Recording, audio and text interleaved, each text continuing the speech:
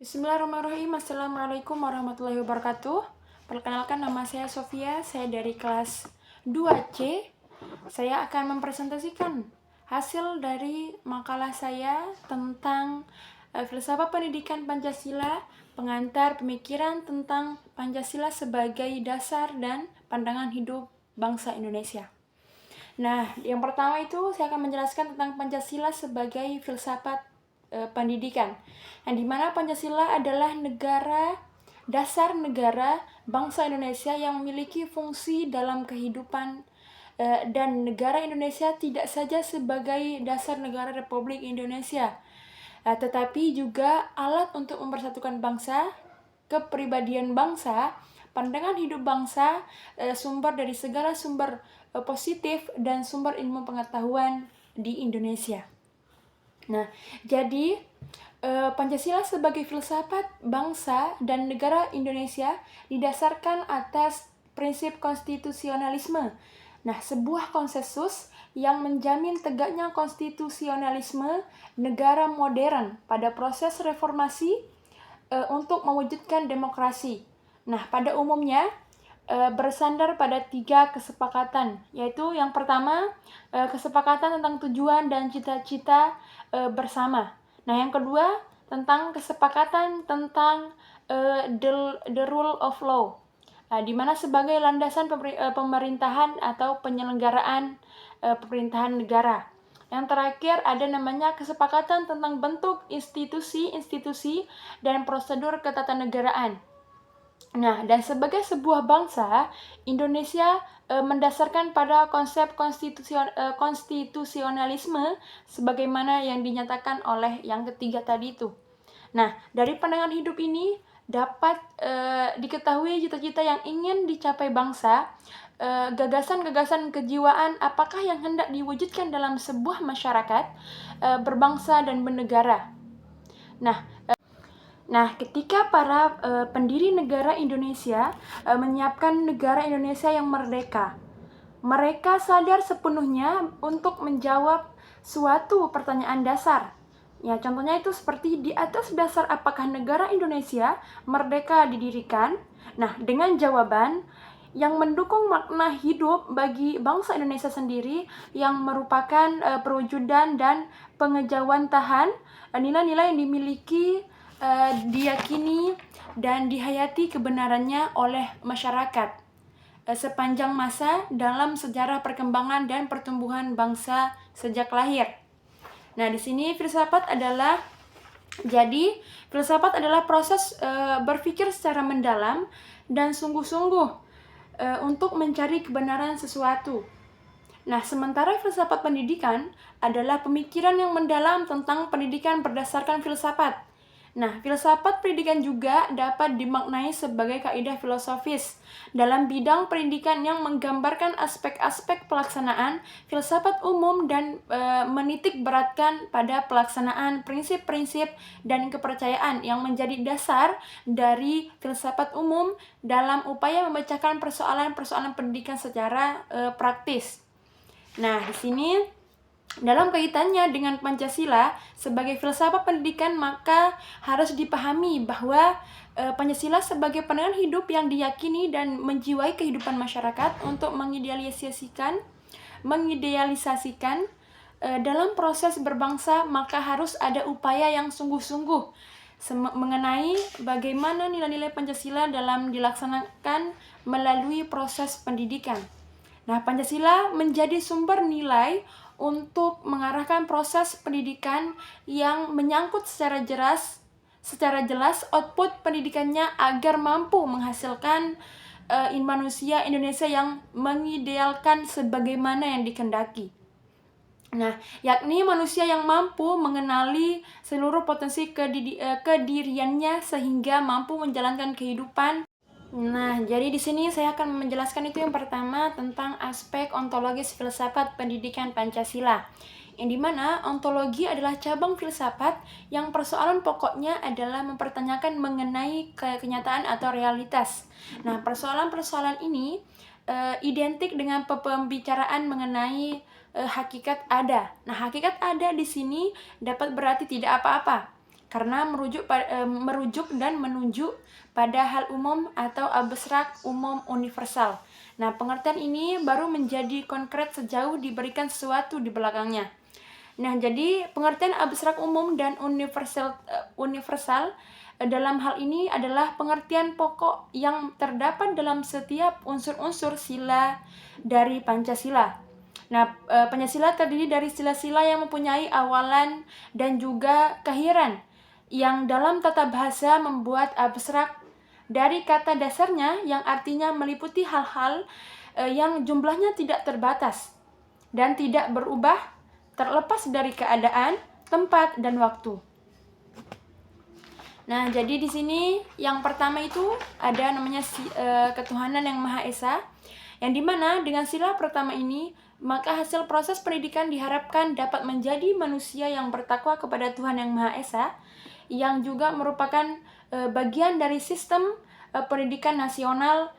Hal ini karena sesuai dengan tujuan pendidikan nasional, yaitu untuk menjadikan manusia yang beriman dan bertakwa kepada Tuhan yang Maha Esa. Nah, yang kedua ada namanya kemanusiaan yang adil dan beradab. Nah, manusia yang adil di bumi ini memiliki harkat dan martabat yang sama, yang diperlakukan sesuai dengan nilai-nilai Pancasila dan fitrahnya sebagai hamba Allah. Nah, oleh karenanya pendidikan tidak membedakan usia, agama, dan tingkat sosial budaya dalam menuntut ilmu.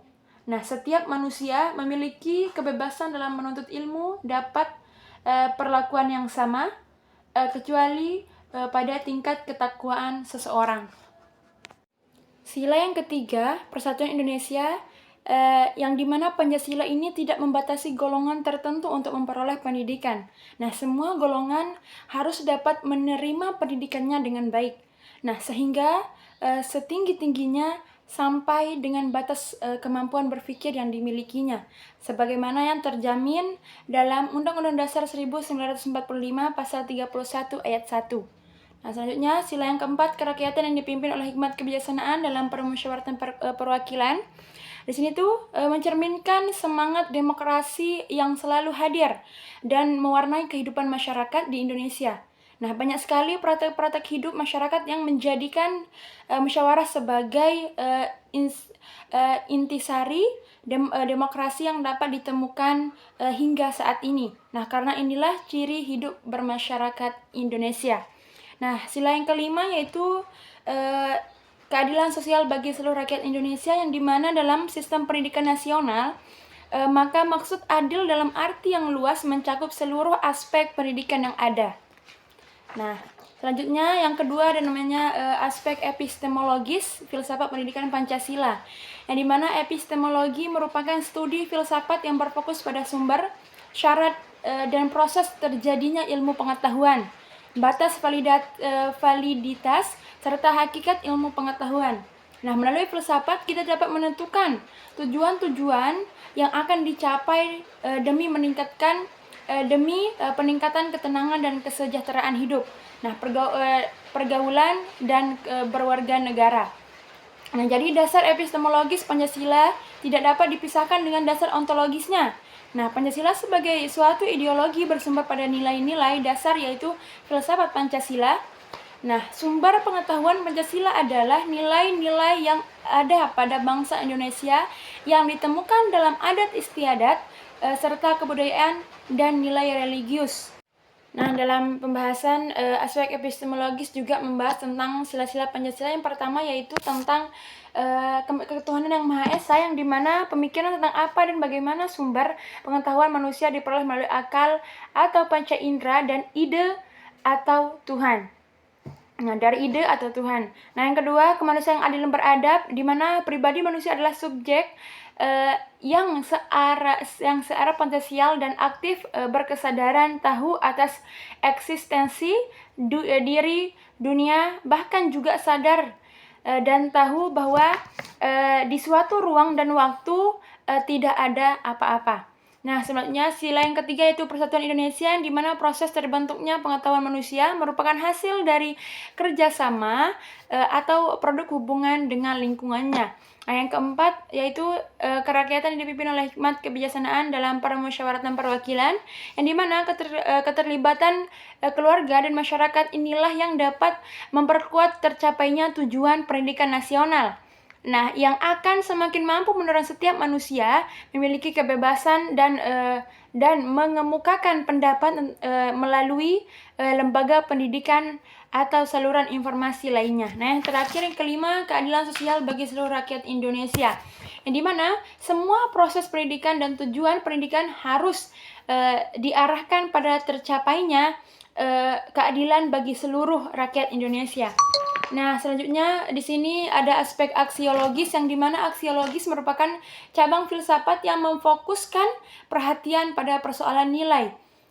Nilai tidak akan timbul dengan sendirinya. Nah, nilai timbul karena manusia memiliki bahasa yang digunakan dalam komunikasi sehari-hari, sehingga masyarakat menjadi wadah timbulnya nilai. Nah, dikatakan memiliki nilai apabila berguna, benar, bermoral, etis, dan bernilai religius. Nah, nilai-nilai yang terkandung dalam sila-sila Pancasila merupakan cita-cita, harapan, dambaan bangsa Indonesia yang akan mewujudkan dalam kehidupan. Nah, dalam aspek aksiologis juga membahas sila-sila Pancasila, yang dimana yang pertama ketuhanan yang Maha Esa, yang dimana kepercayaan kepada Tuhan merupakan hal utama dalam setiap ajaran agama yang mencerminkan sikap religius manusia. Nah, yang kedua, kemanusiaan adil dan beradab, di mana keadaan yang penuh kedamaian, kerukunan merupakan kunci keberhasilan dalam mewujudkan harkat dan martabat manusia yang sesungguhnya. Yang ketiga, Persatuan Indonesia, yaitu kerukunan juga mengendalikan semangat rela berkorban untuk kepentingan yang lebih besar, yaitu persatuan masyarakat. Yang keempat, kerakyatan yang dipimpin oleh hikmat kebijaksanaan dalam permusyawaratan perwakilan, yaitu pendidikan harus mampu mewujudkan semangat demokrasi yang egaliter sebagai sebuah prinsip yang penting dalam menyelenggarakan kehidupan bermasyarakat, berbangsa, dan bernegara. Nah, yang kelima, keadilan bagi seluruh bagi seluruh rakyat Indonesia. Adil berarti seimbang antara hak dan kewajiban. Nah, di sini yang bagian B menjelaskan tentang pengantar filsafat pendidikan.